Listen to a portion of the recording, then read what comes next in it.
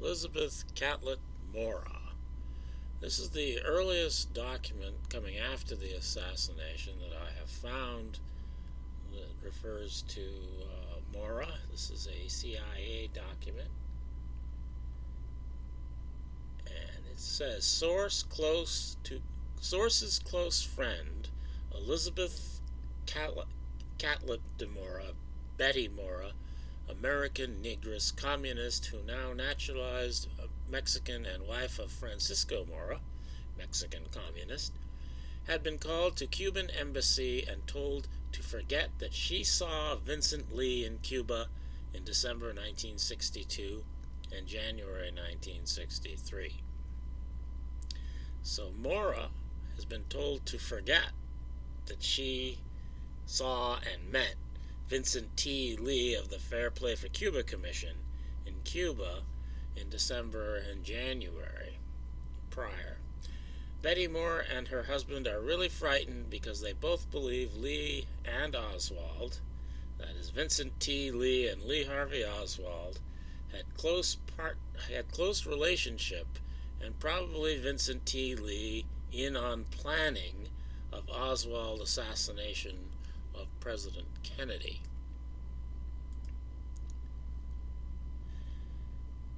And here the CIA reveals that they already know that Vincent T. Lee had traveled to Cuba on December 28, 1962.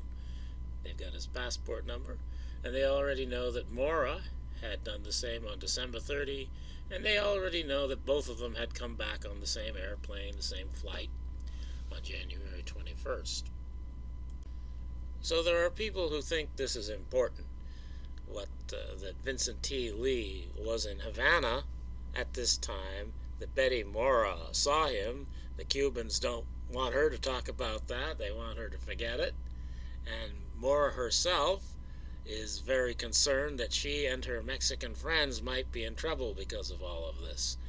And she thinks that Vincent T. Lee and Lee Harvey Oswald were involved with the assassination of JFK. And also, I'll note here, without getting into it deeply, that at the same time that Vincent T. Lee and Elizabeth Mora were in Havana, Jack Ruby reportedly was in Havana. According to the Cuban Student Directory, you might not believe them, but they said it. It's in a document.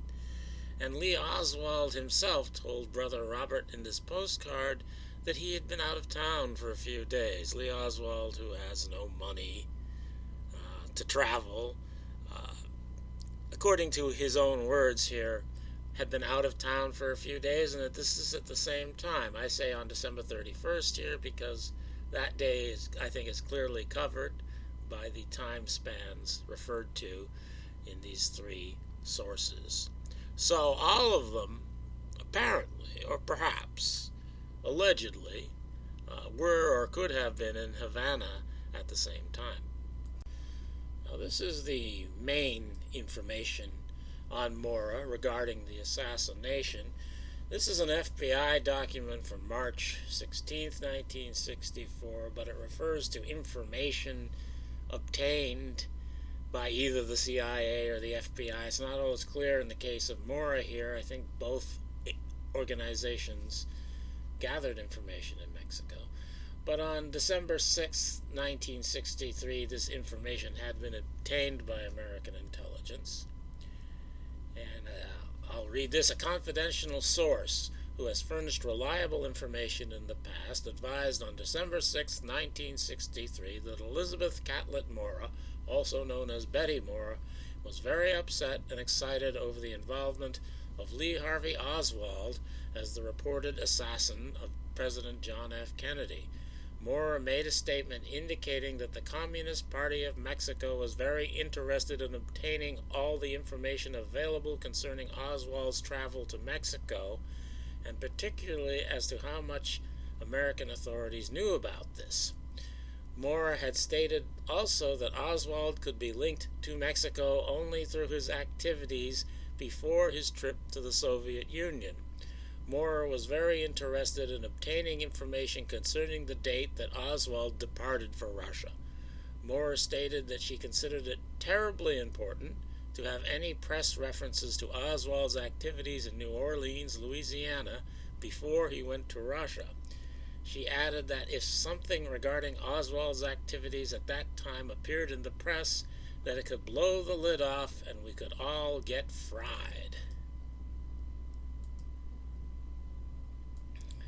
Mora stated that she could not understand why the investigation of Oswald, as reported up to the time in the press, had not focused on New Orleans, Louisiana, instead of Dallas, Texas. Mora stated that Oswald was well known in Russia among the Americans who were there at the same time as he was, and that he was not that much of a nut, meaning that he could not have undertaken singly to assassinate President Kennedy. Mora did not divulge the source of her information concerning the impression of Oswald gained by Americans in the Soviet Union.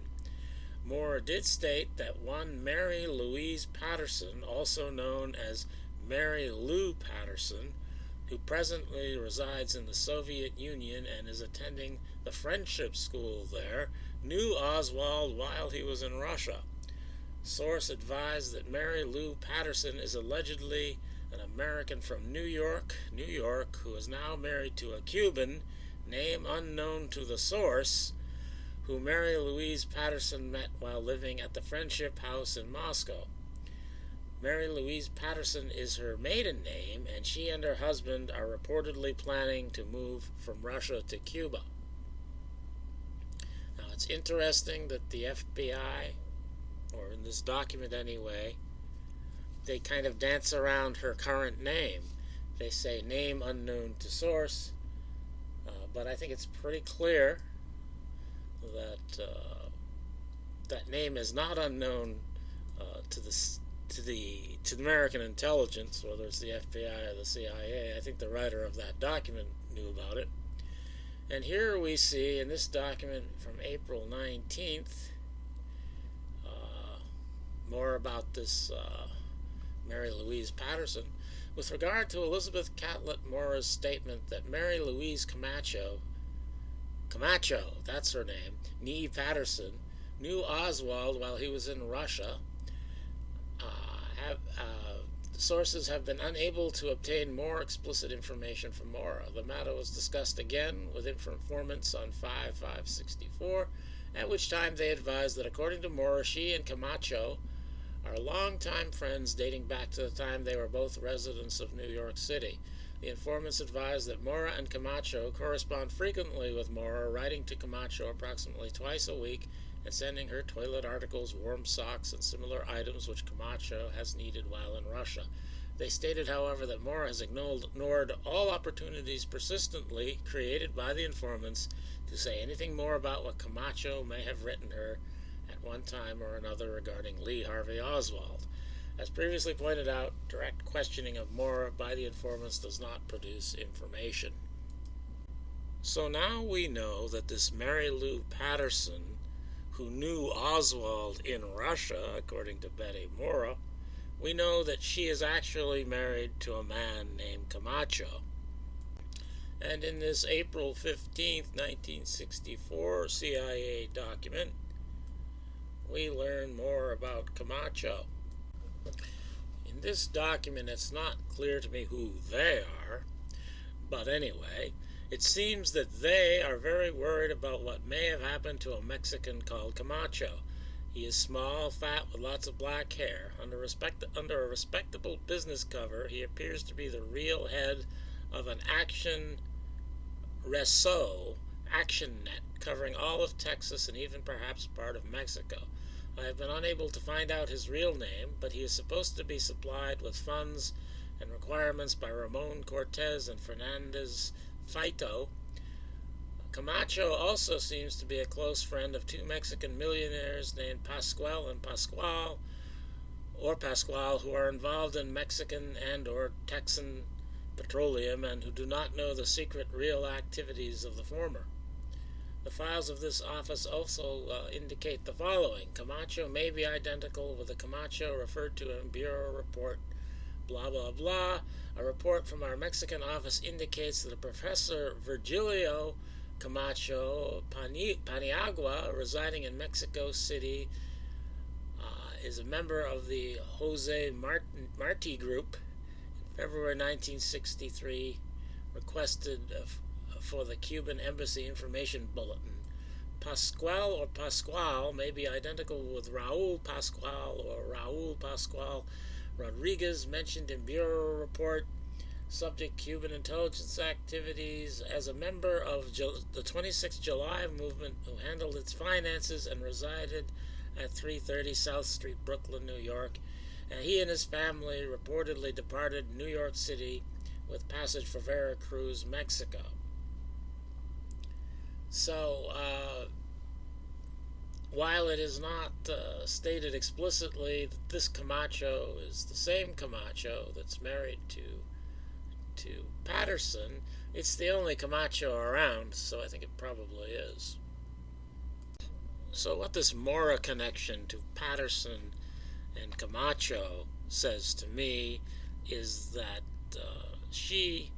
Betty Mora, is well connected with Cuban, Mexican communists, and she thinks that Oswald and Vincent T. Lee got together to murder John Kennedy.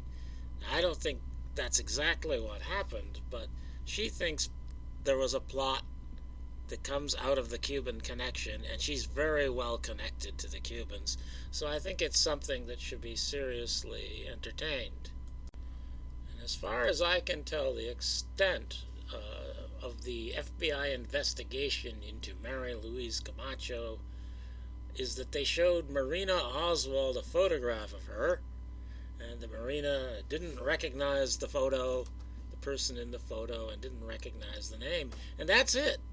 You know, there's tons of unanswered questions here. This Mary Louise Patterson supposedly met Oswald in the Soviet Union, a story which does not fit with the official story at all, because Oswald was supposedly shipped off to Minsk and stayed in Minsk until he started to arrange his return to the United States.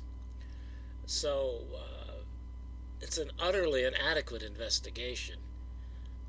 It's not credible that that's all that was investigated, or all that would have been investigated, or all that would have been known by American intelligence. And that's it. That's all we ever hear from Elizabeth Mora. She is never, the informants in Mexico are never ever able to get anything more out of her.